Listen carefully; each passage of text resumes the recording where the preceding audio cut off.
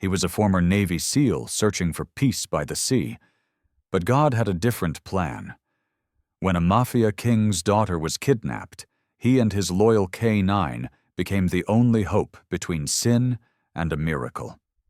In the storm of blood and betrayal, one act of loyalty turned into a testament of faith. Before we begin, tell us where you're watching from. And if this story touches your heart, please subscribe for more stories of faith and courage. The Pacific wind carried the faint scent of salt and jasmine as dusk settled over the coastal cliffs of California. The Aurelia Resort, a palace of glass and gold, stood gleaming like a jewel against the dying sun. Tonight it belonged to one man, Don Alberto Moretti, the aging patriarch of a once invincible Mafia empire whose name still carried both reverence and fear. Inside the grand ballroom, chandeliers cast rivers of golden light over marble floors. Waiters in crisp black uniforms glided silently, serving champagne and canapes to men with heavy watches and colder eyes. At the center of it all stood Don Alberto, tall, silver-haired, impeccably dressed in a charcoal suit that fit his broad shoulders like armor. His face, carved by time and war, bore the expression of a man who had won too many battles, but never escaped their ghosts.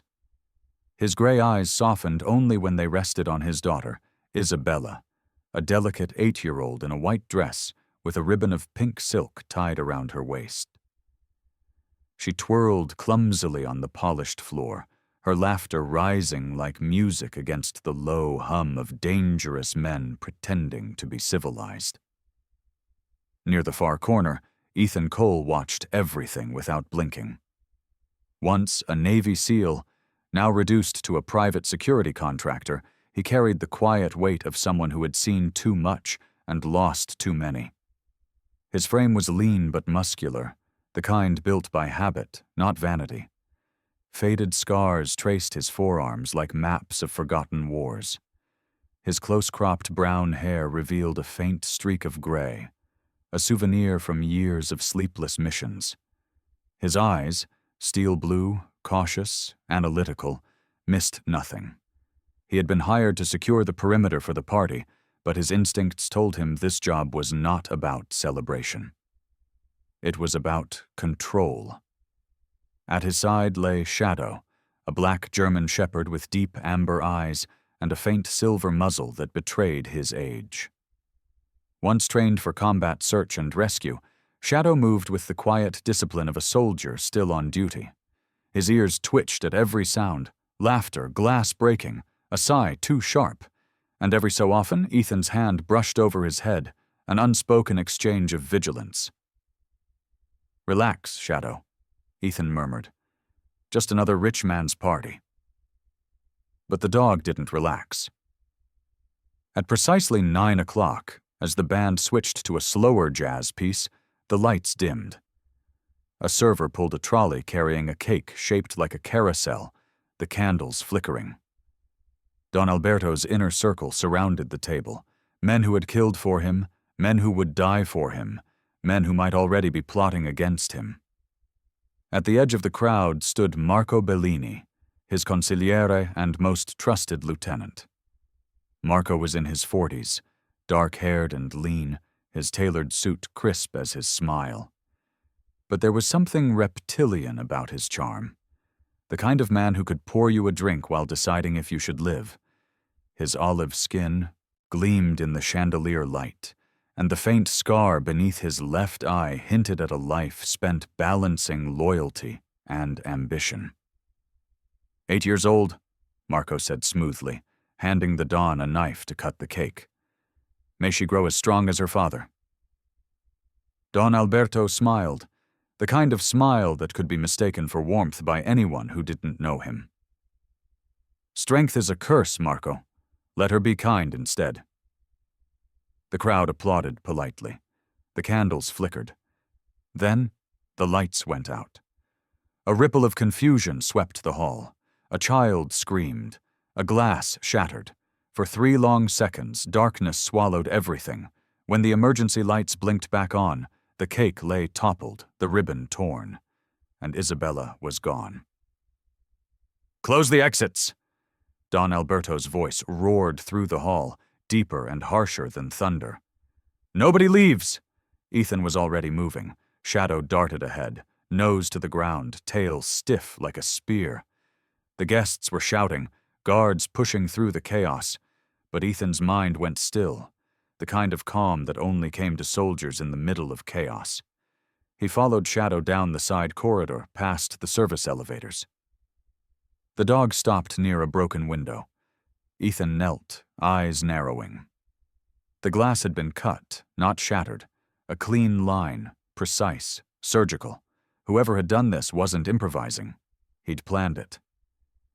Ethan glanced at the floor. Small footprints, too light to be an adult's, leading to the garden path. Then, tire marks, narrow, recent. A van, maybe white or gray. He touched the frame, no alarm wire. Disabled from the inside. Inside. He tapped his earpiece. "Control, this is Cole. Window breach, south corridor. I need eyes on—" Static. The signal was dead. Someone had jammed the comms. Shadow growled, low and deep.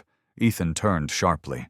Down the hall, Marco Bellini was walking toward him, 2 guards at his side. His expression was calm, almost too calm. "Anything?" Marco asked. "Inside job," Ethan said, standing. "Alarm system cut manually. Whoever took her knew the layout." Marco nodded, pretending to think. "So, what are you suggesting, Mr. Cole?" "That your system's been compromised. Someone here—" Marco's voice hardened. "Be careful, soldier. You're not in Afghanistan anymore. This is a family matter." Ethan stared at him, jaw tightening. "A child's missing. I don't care what you call it." Marco took a slow step closer. His cologne smelled faintly of tobacco and cedar. "You were hired to stand at the door. Do that." His gaze flicked to Shadow. "And keep your mutt out of the ballroom." Shadow let out a low snarl, and for a brief moment, something flickered behind Marco's eyes. Fear, or maybe guilt. Then he smiled, smooth again, and turned away. Ethan watched him go. His pulse slowed, but not his mind. Every instinct screamed that Marco knew more than he admitted. He crouched beside Shadow, whispering, "This wasn't random. Someone on the inside took her, and I think I know who." Shadow's ears perked up, his nose twitching at the faint smell of salt, oil, and rubber, the same scent from the tire tracks outside. Ethan followed the direction the dog faced, toward the cliff road leading down to the marina. Somewhere beyond that darkness, an engine roared to life. He sprinted out the service door, rain starting to fall in cold sheets. By the time he reached the loading dock, the van's taillights had vanished into the night. For a long moment, Ethan stood still in the rain, fists clenched. The wind howled off the Pacific, and his reflection blurred in the puddles below. He'd failed missions before, but never a child. Shadow pressed against his leg, waiting. Ethan's voice was low, almost a vow. "We're getting her back, no matter who's behind this." Behind him, the resort lights flickered uncertainly, struggling to pierce the darkness. Inside those walls, Don Alberto Moretti, the man who ruled empires of blood and fear, stood motionless among the shattered remnants of his daughter's birthday.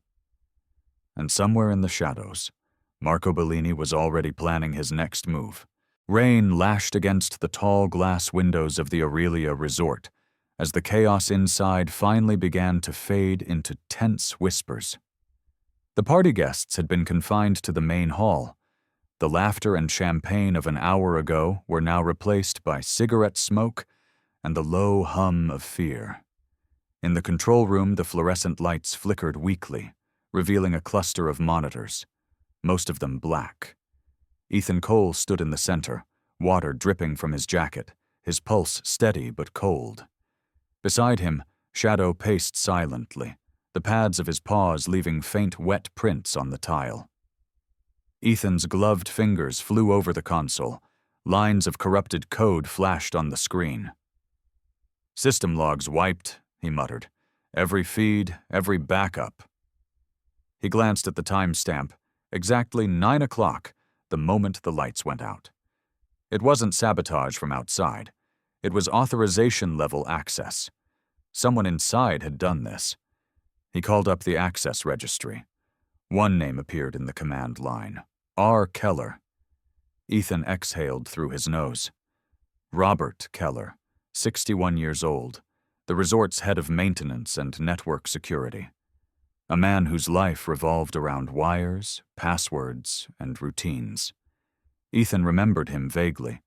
Short, balding, always carrying a thermos of coffee that smelled faintly of whiskey. The kind of man who smiled politely but never looked you in the eye. Shadow let out a soft whine, picking up on Ethan's shift in mood. "Yeah, I know," Ethan murmured. "Let's go find the old man." They crossed the back corridors, long, empty halls lined with framed photographs of happy guests and ocean sunsets, the kind of curated peace that money could buy. The further they went, the more Ethan noticed small inconsistencies. A door left ajar, a radio still on static, a dropped tray of food crusted over with dust. This wasn't chaos from a single night. It was decay, the quiet rot of a place pretending to be perfect. Behind the kitchen, near the staff quarters, a single flickering bulb marked the entrance to the storage building. The rain had washed the mud into the cracks of the concrete floor. Shadow sniffed the air and growled softly. Ethan raised his pistol and stepped inside. The smell hit him first: oil, rust, and something faintly metallic. A shape moved in the shadows, tied to a chair, head slumped forward. Ethan approached, gun aimed steady. "Keller?" The old man lifted his head. His face was bruised, one eye swollen shut, lips cracked. His gray hair clung to his scalp in damp strands, and the faint reflection of a security badge still hung crooked on his chest. "Cole?" he croaked. "Thank God. They said they'd—" "Who?" Ethan demanded, slicing the rope with a knife. Keller coughed, voice trembling. "Marco's men. Said it was just a favor. Said no one would get hurt. He gave me 5,000 cash to disable the cameras for 10 minutes.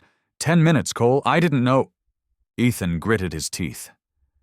"And you thought no one would notice the missing child?"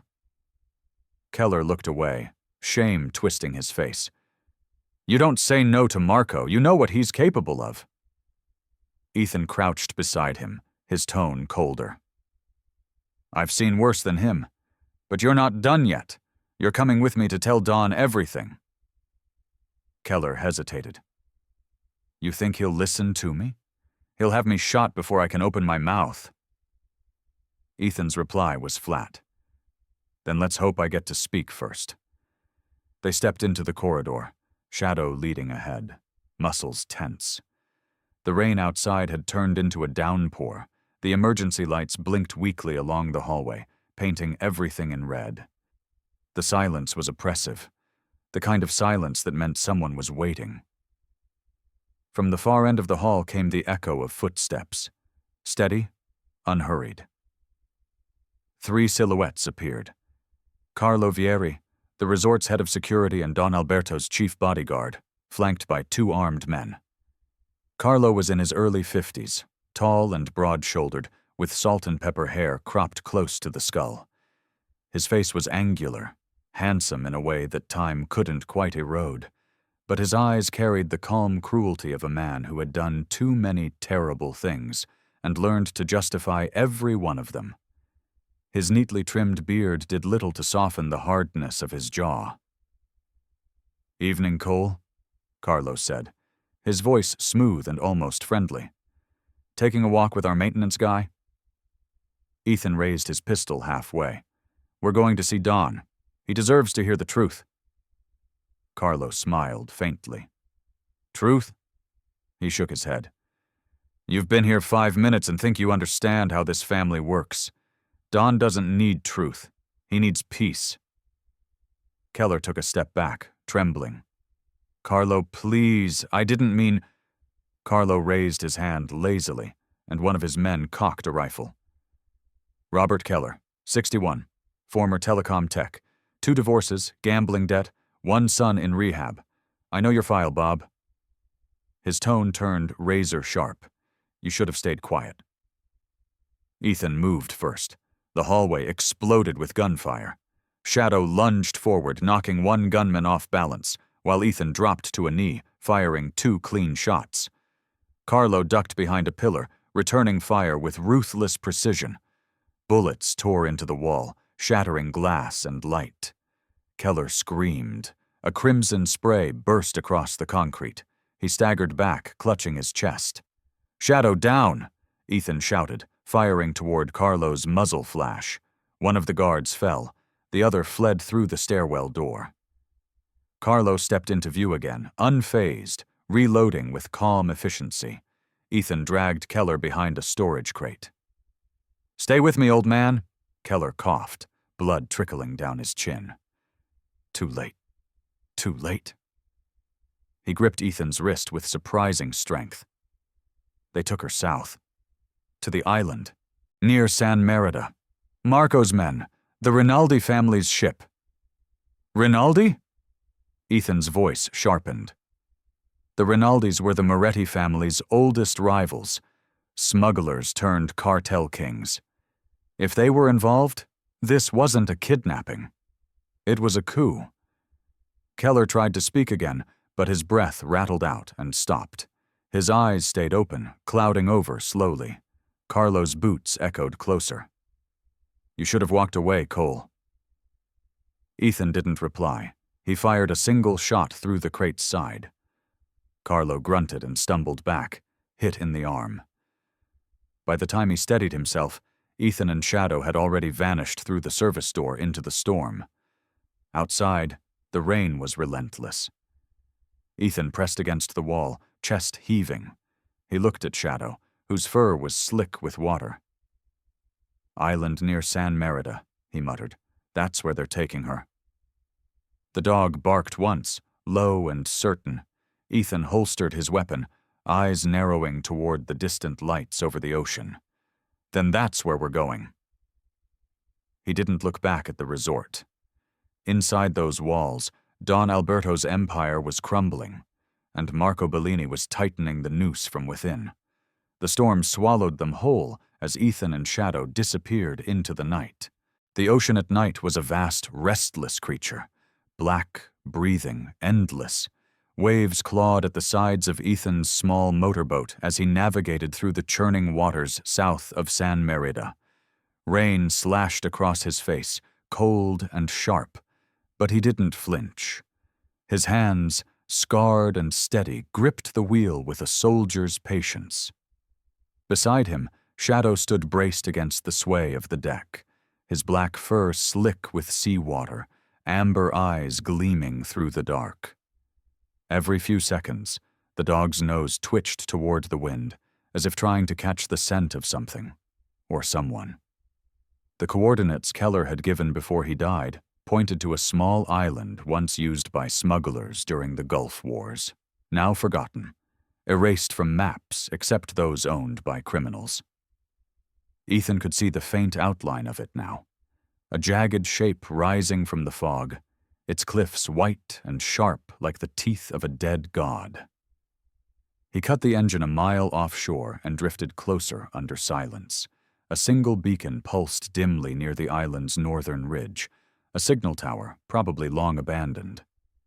Through his night scope, Ethan could see faint light flickers inland. Lanterns, guards, he counted 6, possibly more. Shadow, he whispered. We go quiet. The dog's ears flicked once in acknowledgement. They reached shore minutes later. The sand was coarse, mixed with rusted shells and shards of old ammunition. The island smelled of salt, rot, and oil, a graveyard for forgotten wars. Ethan moved inland, crouching low beneath the tangled branches of palm and ironwood trees. The air was thick with humidity, the ground slick. He paused often, studying every track. There were boot prints, fresh, deep-set, moving in groups. Shadow pressed his nose into the mud and looked up towards the eastern cliffs. "That way?" Ethan murmured. The dog padded ahead, silent but tense. As they climbed the slope, the ruins of a compound came into view. Half-collapsed barracks, shipping containers turned into makeshift quarters, a radio antenna bent sideways from an old storm. Beyond it stood a long wooden warehouse overlooking the sea. The planks were weathered gray, but faint orange light spilled through the cracks. Inside, men were talking. Ethan crawled closer until he could peer through a gap in the boards. There she was, Isabella. The little girl sat tied to a chair in the center of the room, a blindfold covering her eyes. Her white dress was streaked with dirt, her ribbon gone. She wasn't crying. She just rocked slightly, small hands clenched, breathing shallow and fast. 2 guards circled her, both armed with compact rifles and the kind of carelessness that came from believing no one would dare come. Ethan steadied his breathing. He could take them down, quick and clean. But before he could move, a sound crackled through the static of an old radio on the table. A voice, smooth, commanding, cut through the air. Marco Bellini. "Don Alberto." Marco's tone was almost pleasant. "If you're listening, you know where to find me. Bring yourself. Alone. If I see a single boat or a single soldier, the girl dies before you reach shore."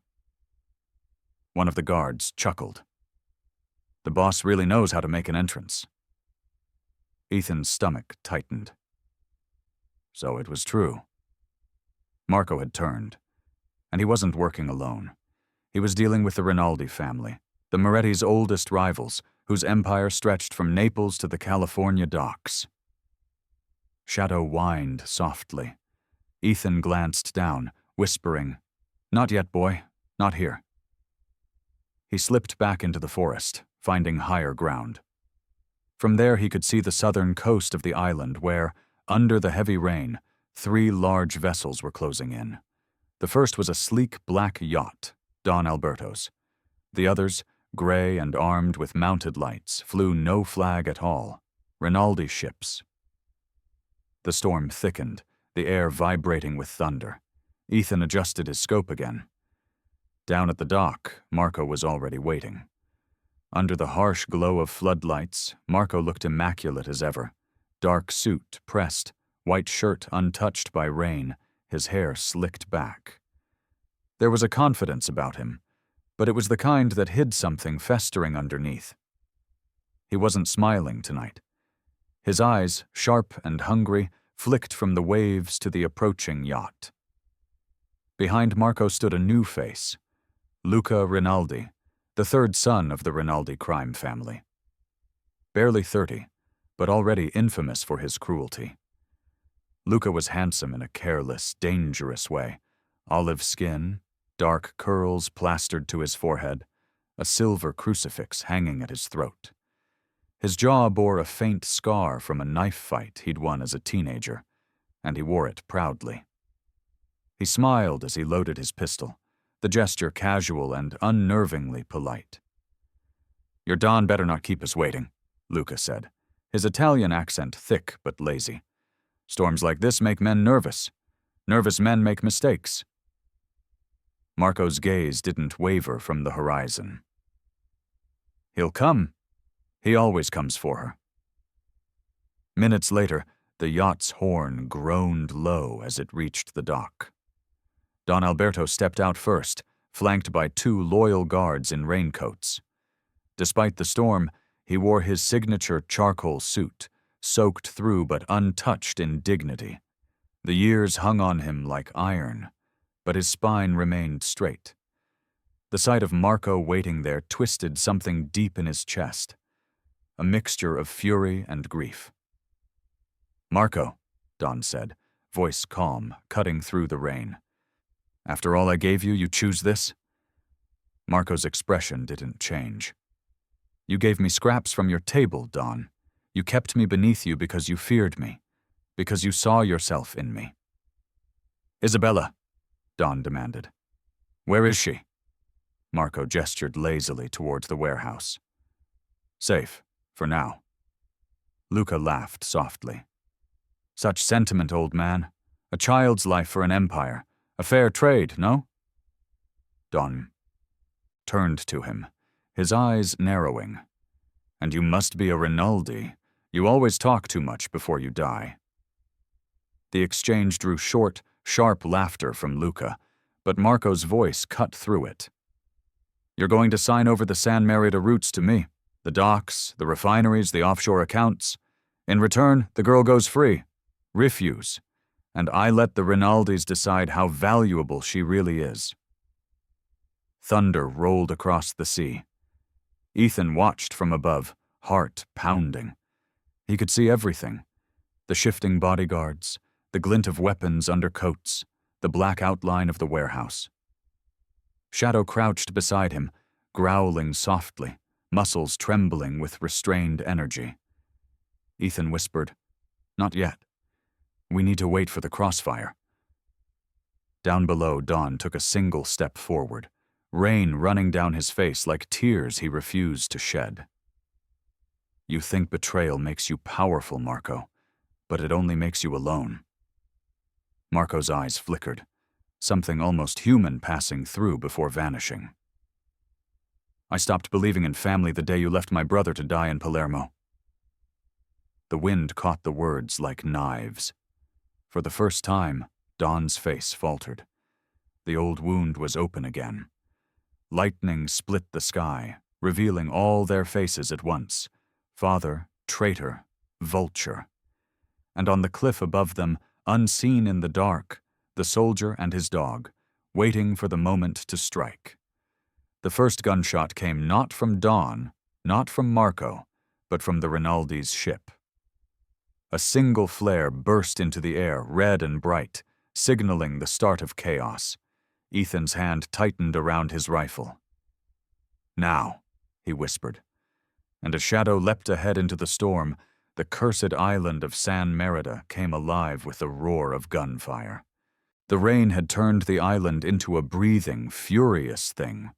Waves crashed against the cliffs, spraying salt into the air like smoke from cannon fire.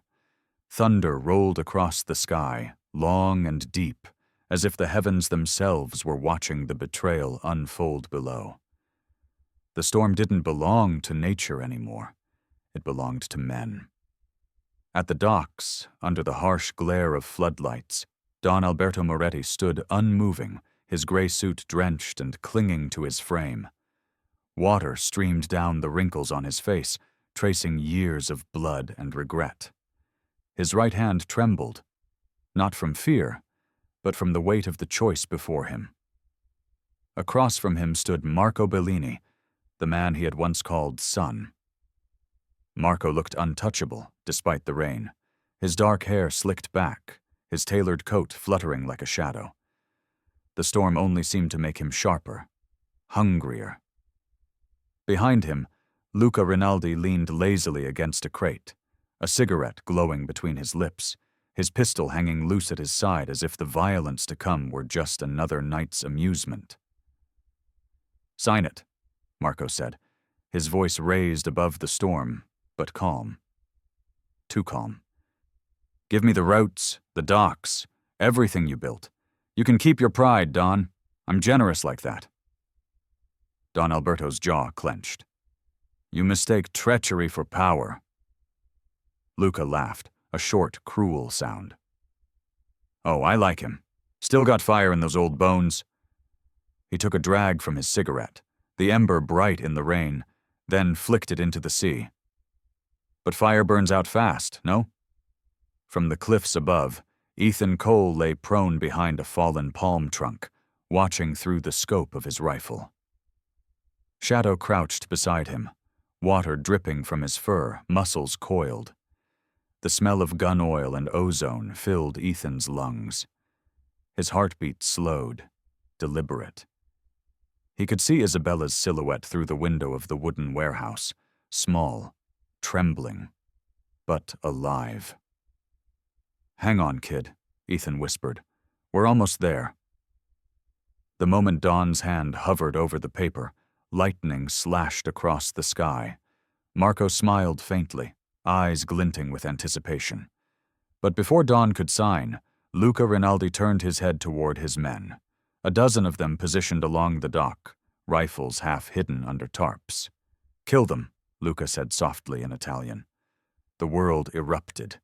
Gunfire tore through the rain, a deafening chorus of betrayal. Marco spun in shock, shouting something lost beneath the thunder as bullets riddled the crates behind him. Dawn's guards fell first, collapsing into the sea. Marco dove for cover, his immaculate coat shredded by gunfire. Ethan didn't wait. "Go!" he barked. Shadow bolted downhill, splashing mud and salt water as they descended toward the warehouse. Ethan followed, sliding behind steel containers, returning fire with surgical precision. Each shot was deliberate, each movement fluid, years of combat turned into muscle memory. Inside the warehouse, the two guards near Isabella reacted to the chaos outside. One rushed to the door, the other lifted his weapon toward the child, panic twisting his face. Before he could act, Shadow burst through the side window in a spray of glass and rain. The dog's body hit the guard squarely, fangs tearing into the man's forearm. The rifle clattered away. Ethan stormed in seconds later, gun raised. The second guard fired wildly, bullets punching holes into the wooden wall. Ethan dove behind a pillar, rolled, and shot twice. The man fell instantly, blood blooming across his chest. "Easy," Ethan murmured, kneeling beside Isabella. Her face was pale, eyes wide with terror but no tears. She flinched when he cut the rope binding her wrists. "It's okay. I'm with your father," he said. "We're getting out of here." Her voice was small, barely audible over the thunder. "He's here?" "Yeah," Ethan said, lifting her gently. "And he's fighting for you." Outside, that fight was turning into carnage. Don Alberto had taken cover behind a truck, his revolver barking fire with every shot. Marco, bleeding from a graze along his temple, crawled beside him. Their eyes met briefly. The old man and the prodigal son, allies for the span of a single necessity. "You planned this," Don growled, firing again. "I planned power, not this madness," Marco spat, reloading. "The Rinaldis double-crossed me." "Then you finally understand what loyalty means." The words hit harder than the bullets whistling past. Marco's expression faltered, the first crack of doubt in a face carved from ambition. He hesitated, then turned, shooting down two of Luca's men with precise, cold fury. Luca saw it from across the dock and laughed, a bright, joyous sound that cut through the chaos. He was beautiful in the way only the damned could be, coat open, cross pendant gleaming as he fired with both hands, killing friend and foe alike. His madness was methodical, born of a man who'd grown up in blood and learned to love it. Ethan burst out of the warehouse, carrying Isabella in his arms, Shadow close behind. The rain had turned the dock into a slick battlefield of mud and fire. Bullets snapped through the air like hornets. He ducked behind a crate, scanning for a path to the boats. "Shadow, left flank," he ordered. The dog sprinted forward, snarling, drawing fire away from them. Ethan aimed at the nearest enemy, dropped him, then sprinted through the open ground toward Dawn. "Cole!" Don's voice boomed when he saw him. "The girl, she's safe." Ethan nodded. "We need to move. The Rinaldis are closing in." But before they could retreat, Luca appeared on top of the cargo ramp, a ghost illuminated by lightning. His pistol gleamed silver. "So this is the famous Navy dog and his master," he sneered. "How poetic." He fired once. The bullet grazed Ethan's shoulder, spinning him sideways. Isabella screamed. Dawn turned and shot back, the round shattering the railing near Luca's feet. Marco, seeing his chance, lunged at Luca from the side. The two men clashed, their struggle a blur of fists and gunmetal under the rain. Luca slammed Marco against a crate, the crucifix on his neck swinging wildly. "You wanted a throne," Luca hissed, "but you were never built for one." Marco gritted his teeth, grabbed Luca's wrist, and fired point-blank into his chest. Luca staggered, eyes wide, still smiling. "You'll die alone, Bellini," he whispered before collapsing. The victory was short-lived. A sniper shot cracked from the ship, hitting Marco clean through the ribs. He fell, gasping, the documents of power slipping from his hand, dissolving into pulp under the rain. Ethan grabbed Isabella's hand and shouted, "Move!"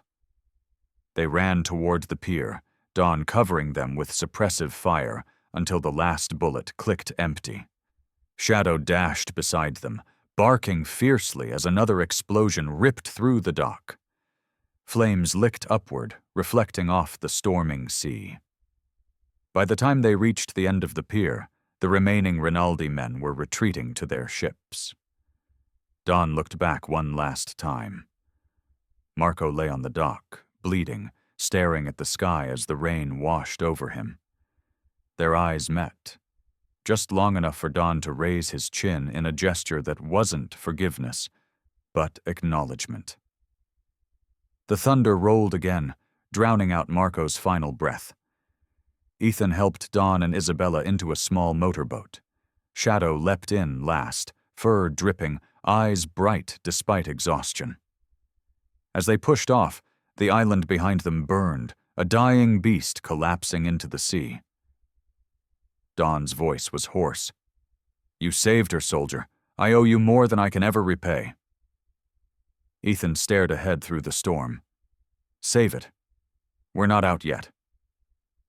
And as lightning struck the cliffs behind them, the cursed island vanished into fire and darkness, leaving nothing but smoke, ashes, and the echo of betrayal swallowed by the sea. The storm had quieted into a low, uneasy growl. Smoke still drifted over the shattered docks, mingling with the tang of salt and gunpowder. The sky above the island was torn in half, one side bruised purple with retreating clouds, the other burning faintly gold as dawn tried to force its way through the ash. The sea, once violent, now lapped softly against the rocks, as if exhausted from watching men destroy each other.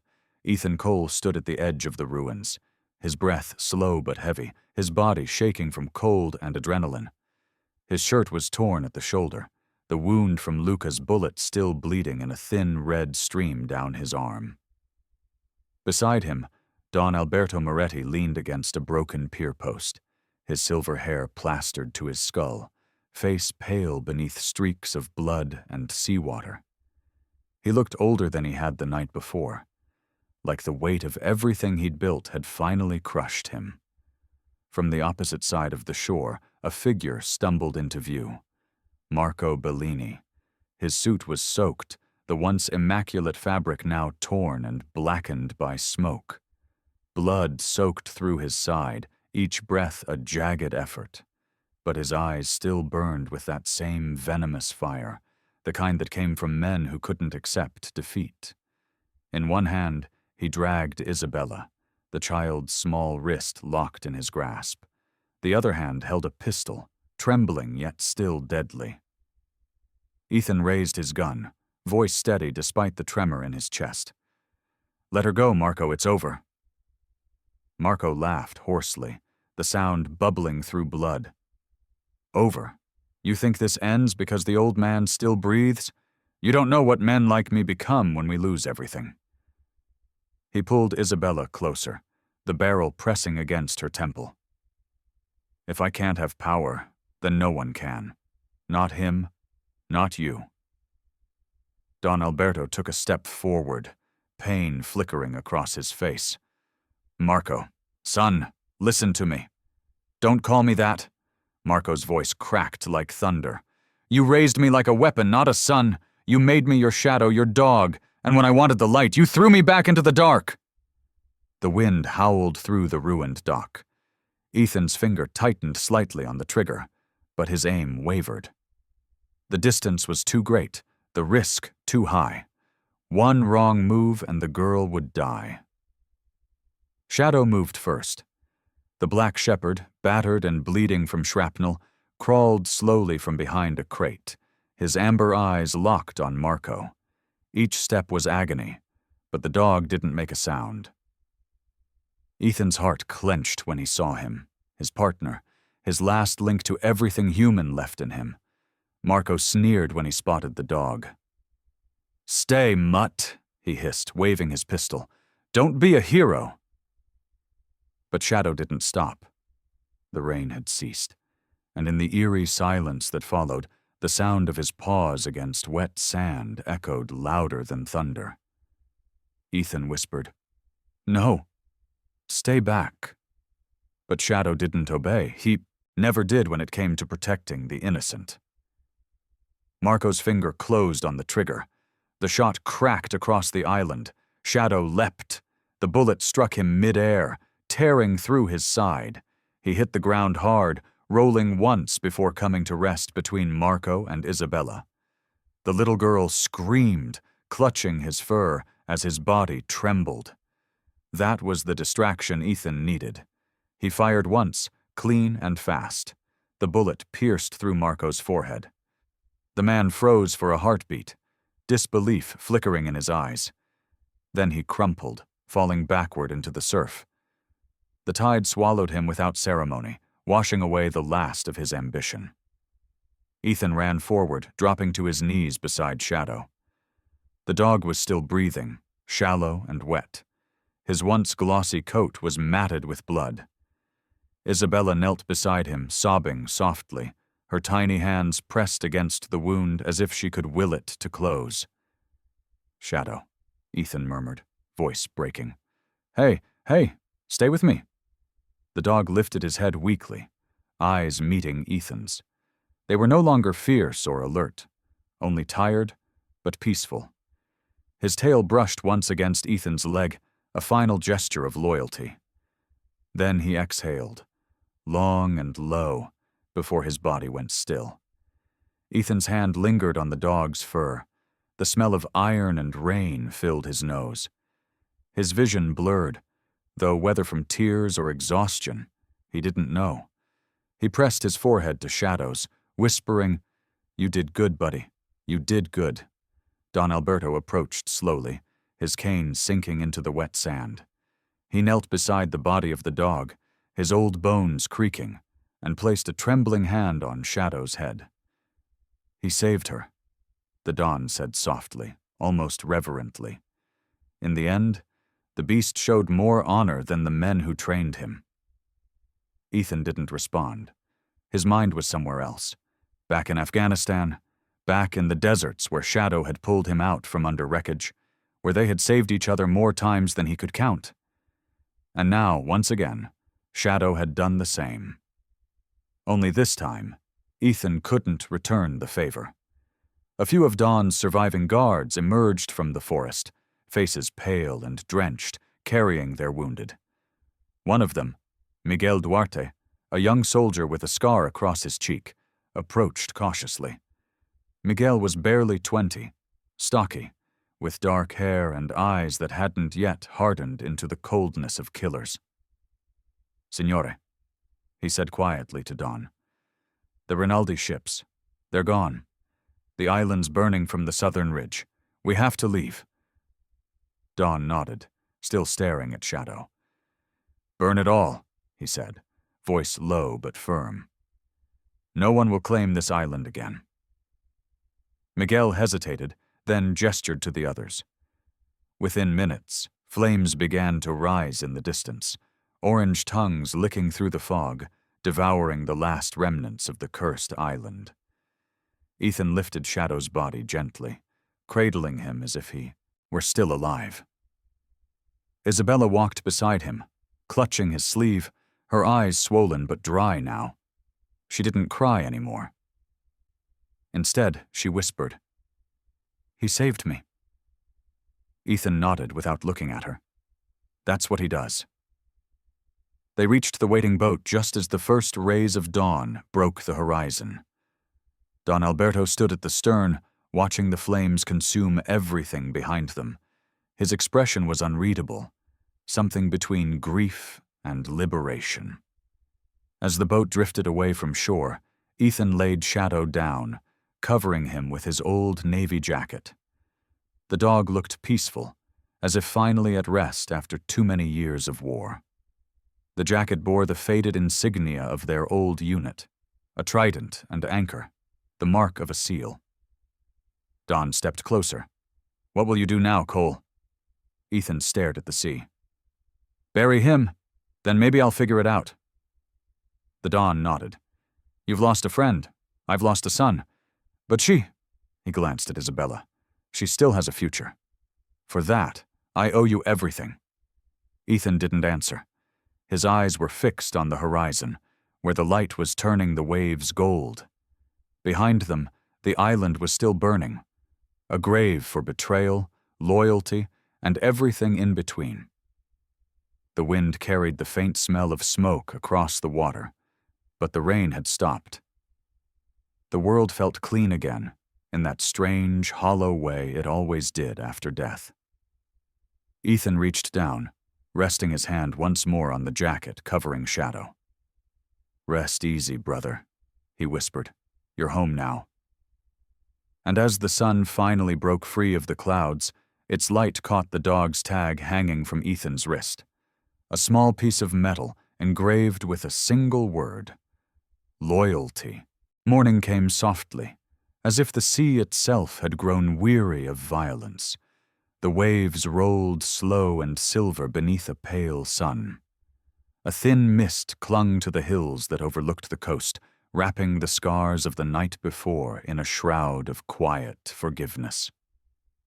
The island of blood and betrayal now lay far behind them, reduced to nothing but smoke on the horizon.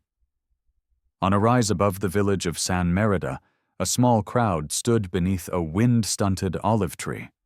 The soil was freshly turned, dark and damp, the kind that clung to boots and soles alike.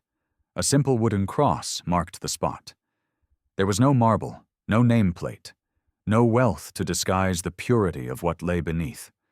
Only a single line carved by hand, each letter uneven yet deliberate. He died so she could live. Ethan Cole stood before the grave, silent and still. The salt wind tugged at his jacket, the same old Navy SEAL coat he'd used to cover Shadow's body. His eyes, blue-gray like the morning sea, were raw and sleepless. He hadn't spoken much since the rescue. The exhaustion of battle had faded, but not the ache inside him. Every scar on his hands seemed to pulse with the same dull pain that throbbed behind his ribs. Behind him, Don Alberto Moretti approached slowly, his arm around Isabella, whose tiny fingers clung to his. The Don wore a dark overcoat, buttoned to the throat, though the morning wasn't cold. His once proud posture had bent, his shoulders stooped under the weight of too many funerals. His face was carved with lines of fatigue, the silver in his hair more visible in daylight. But his eyes, those storm-gray eyes, had softened, the fury in them replaced by something older, sadder. Humility. He paused beside Ethan, staring down at the grave. The world will speak of the men who died last night, Don Alberto said quietly, his voice thick with gravel and regret. But not of him. They'll never know this dog's name. They'll never know the loyalty that outlived our greed. Ethan nodded once. He reached into his pocket and pulled out a small piece of metal, the old trident badge of his SEAL team, its edges worn smooth from years of friction against his skin. He crouched, pressed it into the soil, and whispered, "You're still part of the team, boy, the last of us." The wind picked up, carrying the scent of salt and rosemary from the cliffs. Isabella knelt beside the grave, setting down a seashell she had found on the beach that morning. Her hair, tangled and damp, gleamed golden in the sunlight.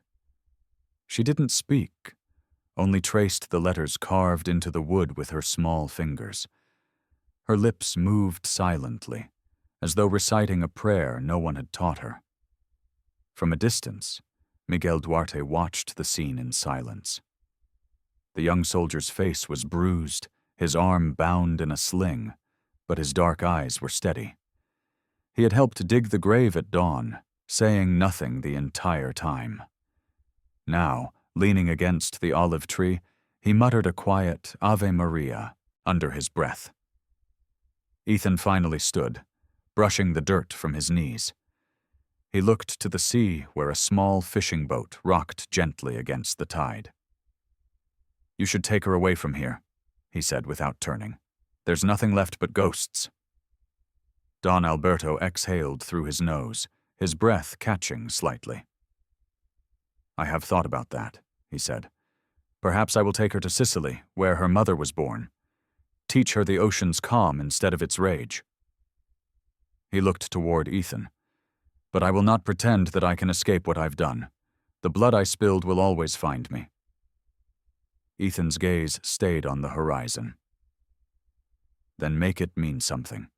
End what men like Marco started. Make sure she never learns to live by fear." The Don was quiet for a long time. Then he nodded. "Perhaps I needed a soldier to remind me what honor costs." As they turned to leave, the sound of soft footsteps approached along the path. A figure emerged from the fog. A woman, tall and slender, dressed in black. Her hair was the color of midnight, pulled into a low braid that fell over one shoulder. Her face bore the elegance of Mediterranean bloodlines: olive skin, high cheekbones, eyes dark and unreadable. She carried herself with the calm precision of someone used to danger. Ethan tensed instinctively, hand brushing the pistol holster under his coat. Don Alberto's expression flickered between recognition and surprise. "Luciana," he murmured. "I didn't expect you so soon." Luciana Ferraro, a name whispered in Europe's underworld, was once Don Alberto's messenger, a master of quiet trades and deadly secrets. She had disappeared years ago, after an assassination attempt left her scarred down one arm. The mark, faint but jagged, peeked out from beneath her glove now as she clasped her hands before her. "I heard about the island," she said softly, her Italian accent lilting like the wind. "About Marco, and the girl." Her gaze shifted to Isabella, a flicker of warmth passing briefly over her stoic face. "You did the right thing bringing her home." Alberto studied her warily. "Why come back now?" Luciana's lips curved faintly. "Because war leaves vacancies, Don. The Rinaldi family will not stay buried long. There are whispers already, new alliances forming. If you wish to protect the child, you'll need to burn more than one grave." Ethan frowned. "You think someone's still coming?" Luciana looked at him then, her eyes assessing. "I don't think, I know. Men like Rinaldi leave heirs. Shadows always have successors." For a moment, silence stretched between them, the kind heavy enough to bend time.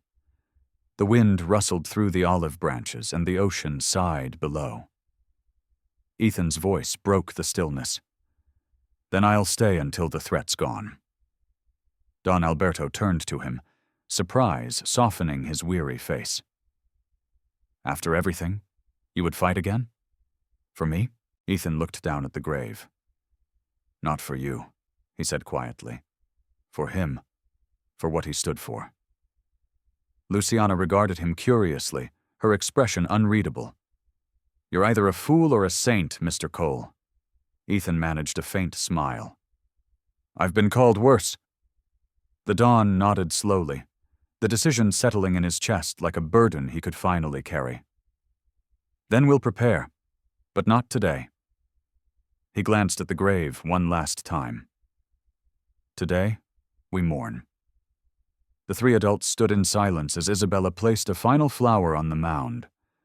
wild lavender, its color vivid against the dark soil. The sun had risen fully now, painting the sky in hues of gold and rose. Seagulls cried overhead, their wings slicing through the morning air. Ethan felt the warmth of the light against his face. It was the first time in years he'd felt it without flinching. The world hadn't healed, but for a moment, it was still. Peace, however temporary, had returned. He turned to walk down the hill, the sound of waves following like a heartbeat. Behind him, the grave stood quiet beneath the olive tree, the seal badge glinting faintly in the dawn. Loyalty, he thought, isn't what you say when someone's watching. It's what you do when no one will ever know. And somewhere beyond the cliffs, the sea whispered its endless refrain, a lullaby for the loyal, the lost, and the forgiven.